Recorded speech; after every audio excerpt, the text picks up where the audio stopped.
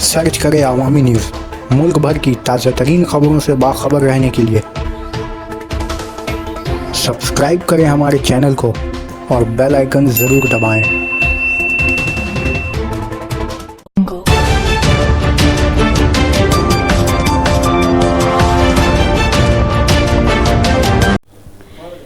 16 से बना पिंडाल नाजरीन की तवज्जो का मरकज़। सोनारपुर 28 अक्टूबर।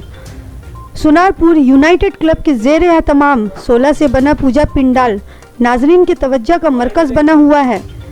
जिम्मेदारान का कहना है कि इस बार पूजा पिंडाल में लोगों की तवज्जो मबजूल कराने के लिए 16 का पिंडाल बनाया गया है।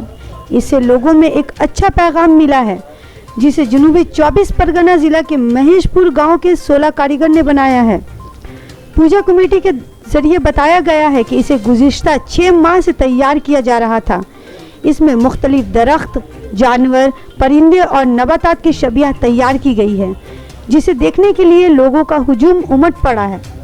क्लब की जानिब से इन साल पूजा का 61वां साल है।